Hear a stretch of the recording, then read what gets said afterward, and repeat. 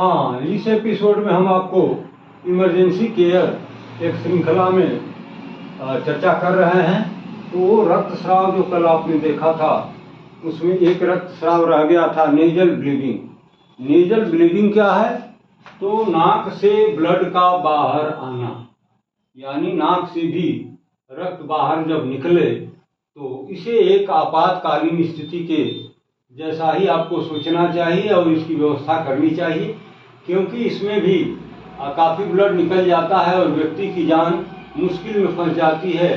ये life threatening condition पैदा कर सकता है। तो अगर समय से इसकी देखभाल ना की गई, इसका प्रॉपर और उचित ट्रीटमेंट नहीं दिया गया, तो फिर व्यक्ति की जान मुश्किल में फंस जाती है।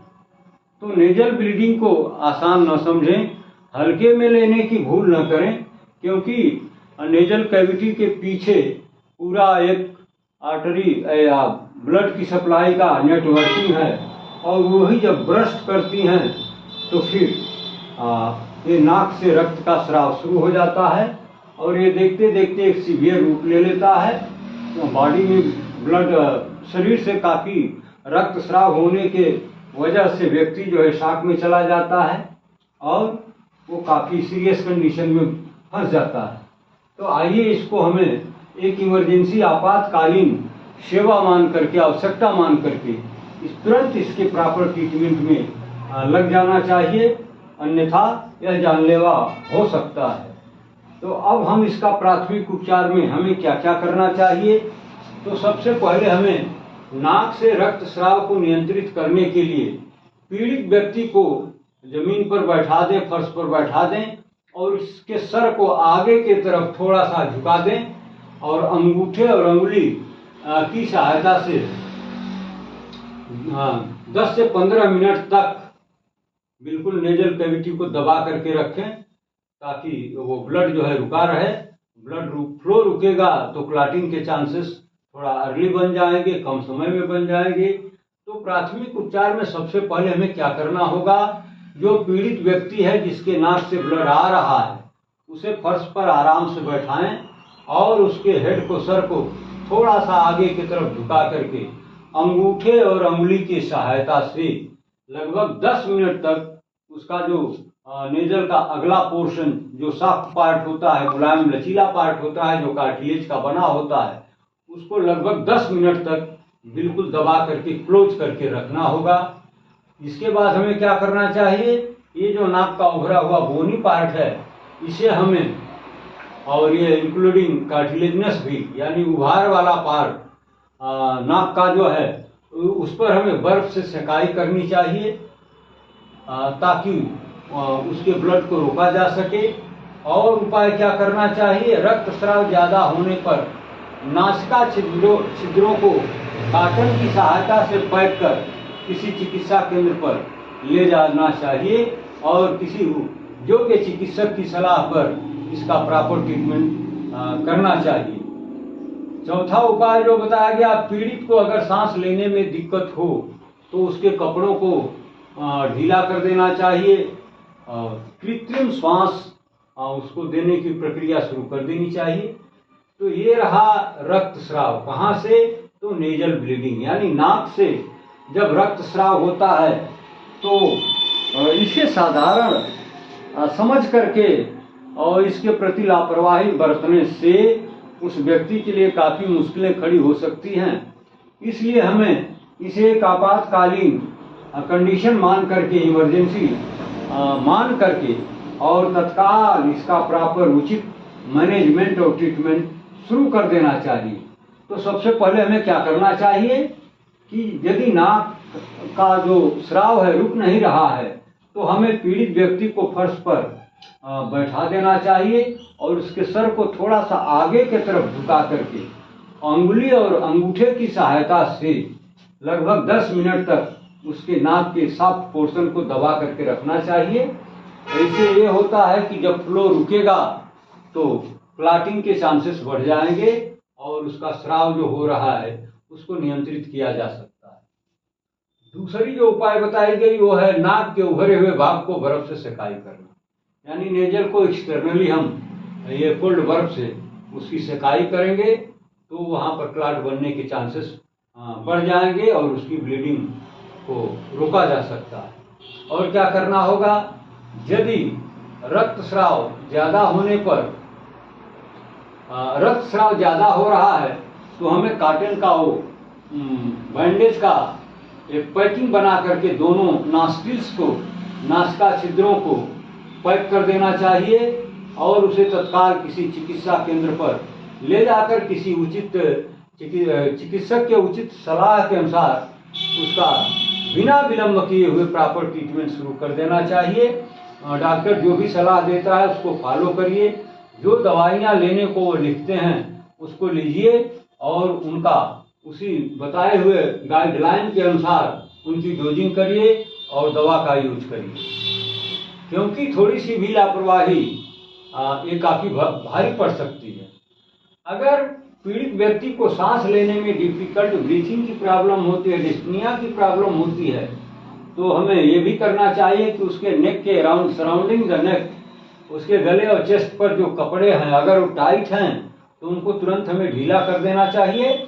और इसके साथ ही ये जो आर्टिफिशियल हम सांस देते हैं माउथ टू माउथ, ये हमें शुरू कर देना चाहिए ताकि उसको सांस लेने में दिक्कत जो आ रही है उसमें उसे राहत मिले।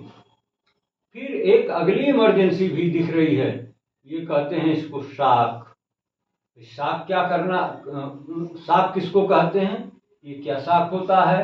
तो शरीर के ऊतकों को अपना सामान्य कार्य करने के लिए एक प्रॉपर ब्लड की आवश्यकता होती है। यदि उसमें किसी कारणवश अपर्याप्त रक्त की आपूर्ति होती है तो फिर इसी कंडीशन को हम नाम देते हैं शॉक। यानी शरीर के हर पार्ट को, हर ऑर्गन को, हर सेल टिश्यूज को अपना जो फिजियोलॉजिकल एक्शन है करने के लिए, उसका जो सामान्य काम है उसको करने के लिए उसे ब्लड की एक निश्चित अमाउंट हमेशा कंटिन्यूटी में प्राप्त होती रहनी चाहिए। अगर उसमें किसी तरह का व्यवधान होता है और ब्लड सप्लाई सामान्य से कम अगर हो पाता है तो फिर उसके कार्य में बाधा आती है और इसी कंडीशन को हम नाम देते हैं शॉक। इसके कारण में बताया गया, देखिए तमाम पॉइंट्स बताए गए हैं। तो पहला कारण बताया गया डिहाइड्रेशन। ये डिहाइड्रेशन क्या है? जी हाँ, ये वही शब्द है जिसको आप बार बार सुनते हैं। अभी तो ये पीछे बरसात अभी कंप्लीटली बीत भी नहीं पाई है, भी चल रही है। तो इस बरसात में आपने तमाम देखा कि डायरिया, वोमिटिंग हो रही और डिहाइड्रेशन की प्रॉब्लम हुई और व्यक्ति को उठा करके हॉस्पिटल ले गए। वहाँ पर तुरंत ड्रिप लगाया गया और उसके जो शरीर का वाटर लेवल है उसको मेंटेन किया गया। तो डिहाइड्रेशन क्या है? डिहाइड्रेशन को हम नाम देते हैं निर्जलीकरण। यानी शरीर में जो वाटर लेवल होना चाहिए उसमें डेफिसिट हो जाए, उसमें कमी हो जाए, यानी वाटर का जो लेवल है वो लेस देन नॉर्मल हो जाए, सामान्य से कम हो जाए। अगर ये कंडीशन होती है तो उससे बहुत सारी, एक नहीं अनेक दिक्कतें पैदा हो सकती हैं, जिसमें एक मुख्य दिक्कत हो सकती है शॉक, यानी वह व्यक्ति शॉक में जा सकता है। दूसरा, अत्यधिक रक्तस्राव। अब कोई आदमी जा रहा है, किसी वाहन से जा रहा है और दुर्भाग्य से एक्सीडेंट हो जाता है और उसके बॉडी पर बहुत सारी इंजरी, वुंड हो जाते हैं और उसका जो ब्लड है वो काफ़ी अमाउंट में एकाएक शरीर से बाहर निकल जाता है, तो वो व्यक्ति फिर कहाँ चला जाता है? शॉक। तो ये कंडीशन जो अत्यधिक रक्तस्राव की कंडीशन है, यह व्यक्ति को शॉक में ले जा सकती है। तीसरा जो कारण बताया गया वो है पॉइजनिंग, यानी विषाक्तता। लोग पॉइजन का इफेक्ट देखे हैं। पॉइजन कुछ लोग तो अनजाने में ले लेते हैं, कुछ लोग जानबूझकर भी लेते हैं। और जो व्यक्ति चाहे जिस रूप में उसके बॉडी में पॉइजन पहुंच गया है तो उसके टॉक्सिसिटी की वजह से व्यक्ति तुरंत शॉक में चला जाता है। और इसका कारण क्या हो सकता है? Drug allergy. हमारे बीच कोई ना कोई ऐसा व्यक्ति होता है, ठीक है वो लाखों में एक होगा, सैकड़ों में एक होगा, लेकिन होता तो जरूर है। एक दवा 10 लोगों को दी गई और उनको उस दवा का जो लाभ मिलना चाहिए वो लाभ मिला, कोई साइड इफेक्ट नहीं दिया। लेकिन उसी में एक 11वां व्यक्ति है जिसको सेम दवा दी गई और वह व्यक्ति परेशान हो गया, उसके बॉडी पर तमाम चकत्ते होने लगे, तो चकत्ता होना क्या इंडिकेट करता है, यानी वो ब्लड जो है जगह जगह उसके बॉडी में थक्का बनने लगा। यानी अगर ऐसी कंडीशन होगी तो जो ब्लड की पर्याप्त सप्लाई होनी चाहिए वो उसमें बाधा बन जाता है और व्यक्ति कहाँ चला जाता है, शॉक में चला जाता है। और अगला पॉइंट बताया गया ट्रोमा। ट्रोमा मतलब चोट की वजह से भी व्यक्ति शॉक में चला जाता है। लोग गिरते हैं, फिसल के भी गिरते हैं या किसी वाहन एक्सीडेंट में भी लोग कहते हुए ये सुना होगा आपने कि कहीं उसके बॉडी पर एक खरोंच तक नहीं दिख रहा है, कहीं भी कोई कटा हुआ पार्ट नहीं दिख रहा है, लेकिन वो बेहोशी की स्थिति में चला गया। वो बेहोश है, 10 घंटा हो गया, अभी तक उसे होश नहीं आया। ये क्या होता है, ये ट्रोमा होता है। आदमी पीछे के बल गिरा और ब्रेन साइड में उसके चोट लग गई, वो व्यक्ति कहाँ चला जाएगा, शॉक में चला जाएगा। तो जो ट्रॉमा होता है, दुर्घटना होती है, तो उसके वजह से व्यक्ति सीवियर कंडीशन में जाता है और शॉक में चला जाता है। अगला पॉइंट जो बताया गया वो है बर्न। बर्न का मतलब जल जाना। लोग आग में घिर जाते हैं। अभी पिछले एपिसोड में बर्न की कंडीशंस को आपके साथ चर्चा किया गया है। मकान में आग लग गई और पता लगा उसमें 5 लोग घिर गए, बाहर निकल नहीं पाए, तो क्या होगा, उनके बॉडी पर बर्न होगा, यानी उनकी शरीर कहीं न कहीं जलेगी। तो उसमें क्या होता है, जो प्लाज्मा होता है अत्यधिक मात्रा में जल जाता है और डेफिसिट में चला जाता है, तो वह व्यक्ति ये शॉक में चला जाता है। यानी शरीर का जलना कहाँ ले जाता है, शॉक में ले जाता है। और अगला पॉइंट बताया गया अत्यधिक पसीना। अत्यधिक पसीना जैसे एक्सरसाइज वगैरह, सीवियर एक्सरसाइज लोग करते हैं तो उसमें काफी पसीना, काफी स्वेटिंग होती है, उसके वजह से भी व्यक्ति कहाँ चला जाता है, डिहाइड्रेशन में चला जाता है। और डिहाइड्रेशन उसको कहाँ लेके जाता है, शॉक में लेके जाता है। तो ये तमाम जो कारण बताए गए, ये कारण आए दिन हमारे आपके अगल बगल, हमारे आपके सामने होते रहते हैं। तो अगर आपके पास इन सारी चीजों की जानकारी है तो ऐसे व्यक्तियों के जान के आप रक्षक हो सकते हैं। कोई व्यक्ति अगर इस तरह के कंडीशन में फंसा हुआ है तो उसकी आपकी जानकारी उसके लाइफ को बचा सकती है और उसे सीवियर कंडीशन में या शॉक में जाने से बचा सकती है। ठीक है। अब आइए, शॉक में प्रकार भी होते हैं, यानी शॉक कई प्रकार का होता है।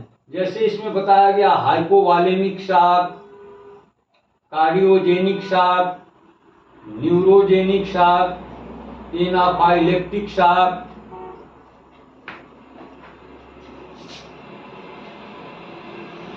Anaphylactic shock. तो ये 4 तरह के मुख्य शॉक आपको बताए गए, जिसमें पहला है हाइपोवॉलेमिक शॉक।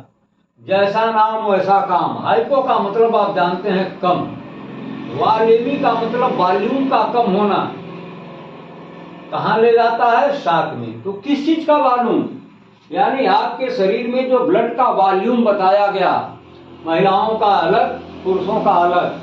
तो जो भी है, अगर वो महिला है तो नॉर्मली उसके बॉडी में जो ब्लड का वॉल्यूम होना चाहिए, तो अगर एक बार एक किसी ऐसे कारण से अगर उसमें कमी हो जाती है, वो volume less than normal condition में चला जाता है, या मेल में है तो मेल का जो वॉल्यूम बॉडी का नॉर्मल होना चाहिए, अगर उसमें किसी तरह से डेफिसिट आती है, कमी आ जाती है, तो फिर वो व्यक्ति शॉक में चला जाता है।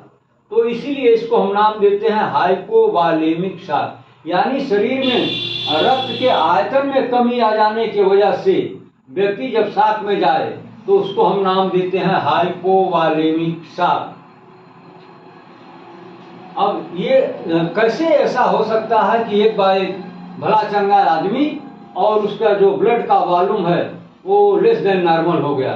तो देखिए, रक्त स्राव, अभी मान लीजिए एक्सीडेंट हो गया या फिर किसी ऐसे शार्प इंजरी से कहीं कट गया, तो रिजल्ट क्या होगा, उसके बॉडी से ब्लड बाहर आएगा और वो रक्त स्राव काफी मात्रा में होगा। तो कहाँ लेके जाएगा, ये जो वॉल्यूम है ब्लड का उसको डेफिसिट में लेके जाएगा, यानी अत्यधिक रक्तस्राव होने की वजह से ब्लड का जो वॉल्यूम है उस व्यक्ति के बॉडी में लेस देन नॉर्मल कंडीशन में जाएगा। रिजल्ट क्या होगा, वो व्यक्ति शॉक में जाएगा। दूसरा जो प्रकार बताया गया, ये जलना, यानी जलने की वजह से बॉडी का फ्लूइड जलता है, ब्लड प्लाज्मा भी जलता है।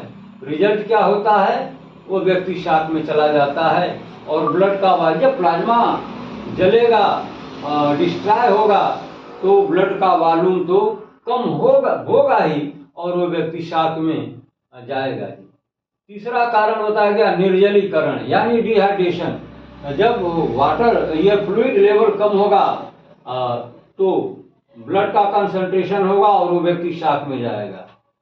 चौथा जो बताया गया अत्यधिक पसीना, माने वही बात, खास तौर से हार्ड वर्कर के लिए जो फिजिकल करते हैं या सीवियर एक्सरसाइज करते हैं, तो इस कंडीशन में अत्यधिक पसीना होने की वजह से भी व्यक्ति शॉक में चला जाता है।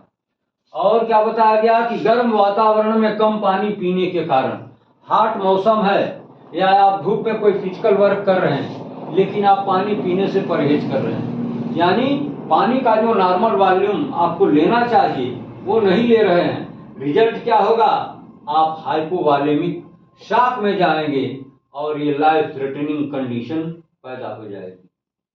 अब दूसरा जो कारण बताया गया, दूसरा जो वैरायटी बताई गई वो है कार्डियोजेनिक शॉक, यानी कार्डियो माने हार्ट और जेनिक माने जनरेट होना, यानी हार्ट से रिलेटेड कोई कारण बनता है जिसके वजह से व्यक्ति शॉक में चला जाता है।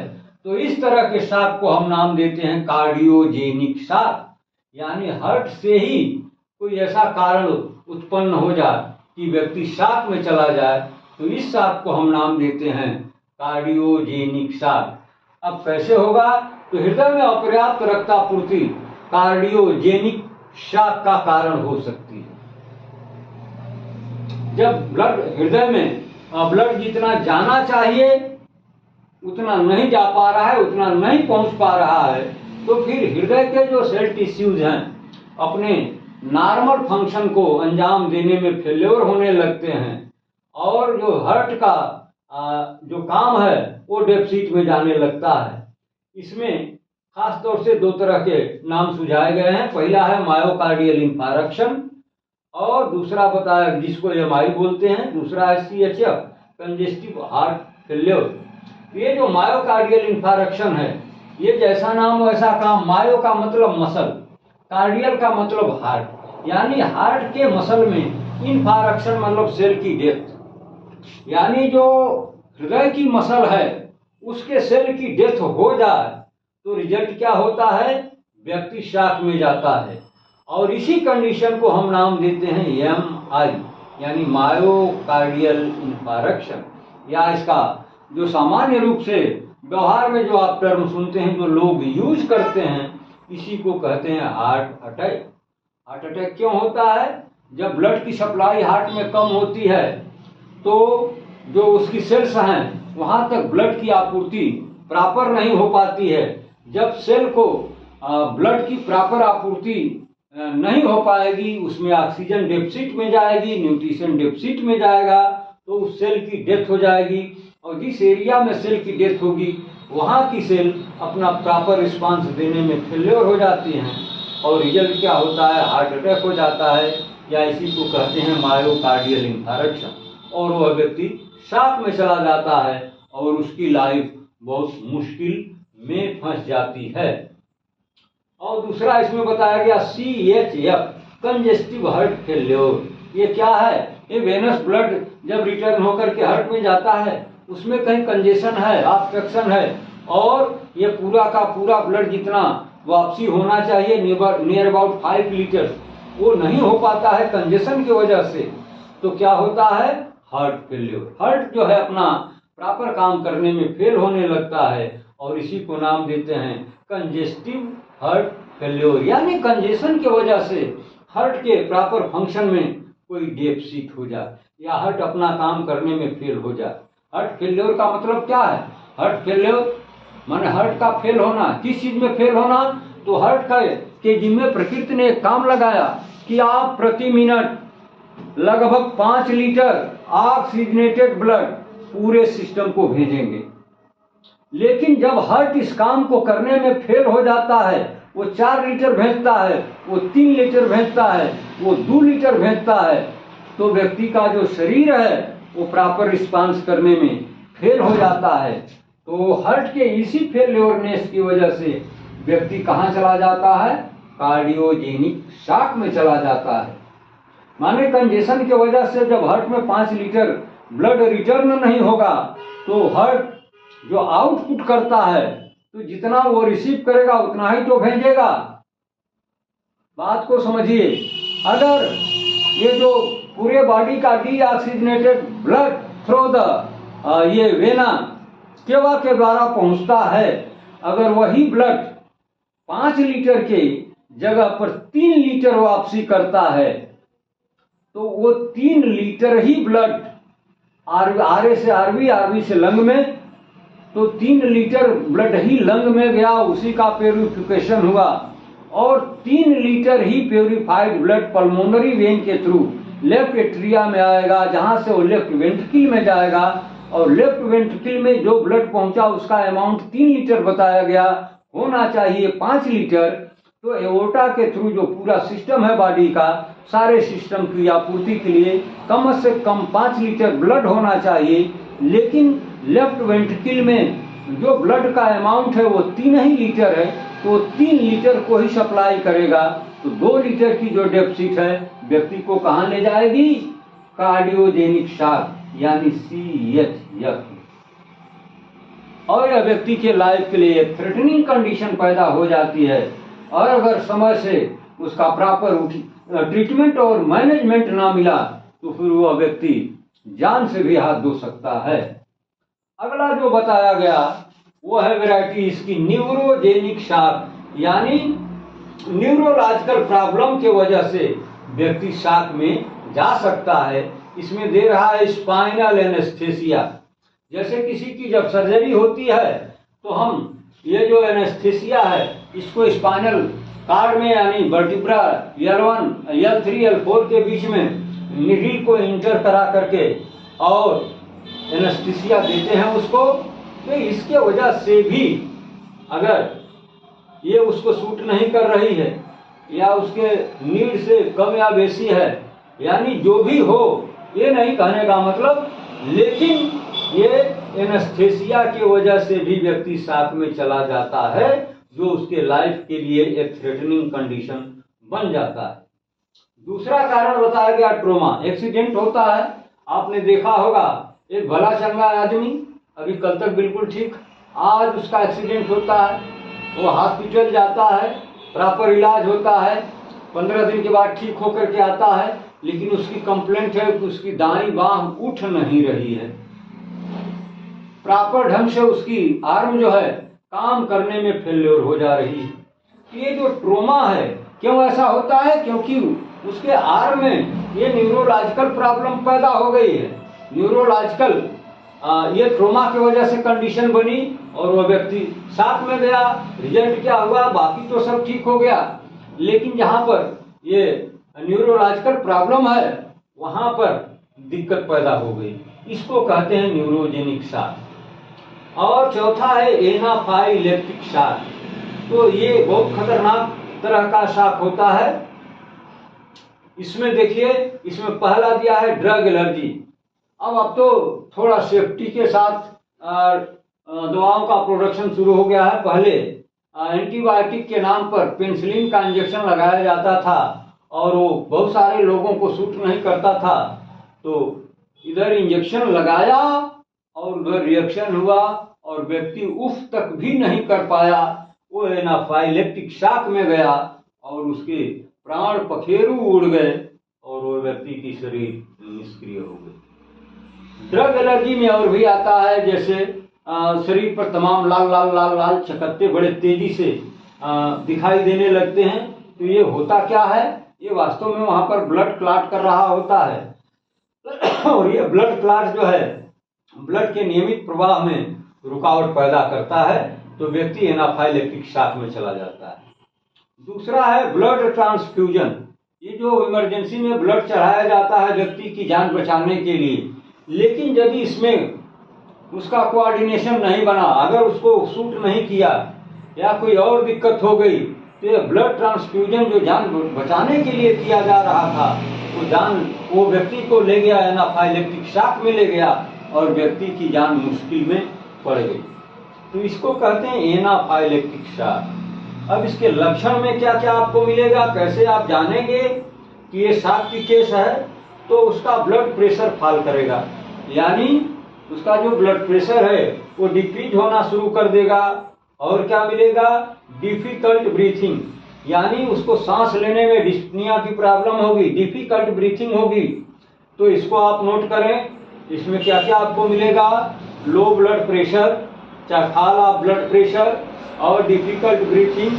टैकीकार्डिया, यानी जो हार्ट का, टैकी का मतलब होता है फास्ट और कार्डिया का मतलब होता है हार्ट। जब heart rate more than 100 beat per minute जाने लगे तो उस कंडीशन को हम नाम देते हैं टैकीकार्डिया। तो इसके लक्षण में एक लक्षण यह भी है कि उस व्यक्ति का जो हार्ट रेट है वो more than 100 beat per minute के रेट से मिलेगा आपको। और क्या मिलेगा? स्किन कोल्ड, जब उसका बीपी फॉल करेगा तो उसका जो स्किन है वो कोल्ड और ठंडा फील होगा। और क्या होगा? कंफ्यूजन, यानी वो व्यक्ति कंफ्यूज होगा, कोई सही जवाब आपको, कोई वेल डिटरमिन्ड जवाब आपको नहीं दे पाता है, उसे नहीं पता कि उसे क्या बोलना है और क्या बोल रहा है। और क्या होगा? वो अनकॉन्शियस हो सकता है। और क्या होगा? पल्स रेट का बढ़ना, उसकी जो पल्स है वो फास्ट गति से चलने लगती है, इसका रेट बढ़ जाता है। और क्या मिलेगा? तो ये लक्षण आपको याद रखने चाहिए। शॉक के कंडीशन में क्या क्या लक्षण मिलेगा? ब्लड प्रेशर उसका फॉल करेगा, उसके सांस लेने में डिस्पनिया होगी, डिफिकल्ट ब्रीथिंग की प्रॉब्लम होगी, और उसका जो हार्ट रेट है वो more than 100 beat per minute होगा, उसकी स्किन ठंडी होगी, वो व्यक्ति कंफ्यूज होगा, अनकॉन्शियस भी हो सकता है, और उसका पल्स रेट इंक्रीज्ड कंडीशन में, बढ़े हुए कंडीशन में मिलेगा। अब इसका प्राथमिक उपचार आपको कैसे करना चाहिए? तो कारण की पहचान, ये तमाम जो कारण आपको बताए जा रहे हैं, पहले इसको आइडेंटिफाई करना होगा कि इसकी वजह क्या है, जिसकी वजह से ये व्यक्ति शॉक में चला गया। अब जिस कारण से हुआ है उस कारण का यदि आप निवारण करने में सफल हो जाते हैं तो फिर उस व्यक्ति की लाइफ को कोई खतरा नहीं है, आप उसे खतरे से बाहर निकाल कर खड़ा कर देंगे। नंबर 2 पर दे रहा है कि रोगी को गर्मी प्रदान करें। आगे आपको बताया गया था कि उसकी स्किन जो है कोल्ड होने लगती है, तो उसे थोड़ा गर्मी का देने की व्यवस्था करें, टेम्परेचर को थोड़ा हाई करें, और रोगी को चोट से बचाएं। ऐसा न हो कि वो बेहोश होकर के गिरे तो उसके हेड में इंजरी हो जाए, नहीं, उसको संभाल करके रखें, उसे चोट से बचाएं। रोगी को सही स्थिति में रखना, रोगी को उसके कंप्लेंट के अनुसार, उसकी दिक्कतें क्या है उसके अनुसार उसे सही पोजीशन में रखना होगा। और क्या करना होगा? श्वास में कठिनाई को कृत्रिम श्वसन द्वारा दूर करना होगा। यदि उसे डिस्पनिया की प्रॉब्लम है, सांस लेने में दिक्कत है, तो फिर आपको आर्टिफिशियल ये रेस्पिरेशन करना चाहिए। और क्या करना चाहिए? रोगी का परीक्षण करना चाहिए कि किस वजह से इसे रोग क्या हुआ। 7वां जो पॉइंट इसमें बताया गया, यदि आवश्यक हो तो ऐसे रोगी को बिना विलंब किए हुए शीघ्र किसी निकट के चिकित्सा केंद्र पर ले जाएं और किसी योग्य चिकित्सक को दिखा करके उसका प्रॉपर उचित जो ट्रीटमेंट होता है चिकित्सक के परामर्श के अनुसार, उसका खान पान, उसके दवा की डोजिंग को देखें और उसके साथ आपको क्या क्या करना चाहिए, ये सब कुछ एक योग्य चिकित्सक के गाइडलाइन को फॉलो करते हुए आप ऐसे व्यक्ति की काफी मदद कर सकते हैं जो शॉक में चला गया है, और उसकी जान को आप बचा सकते हैं। अब इसी के साथ हम फिर अगले एपिसोड में कोई और इमरजेंसी लेकर के आएंगे।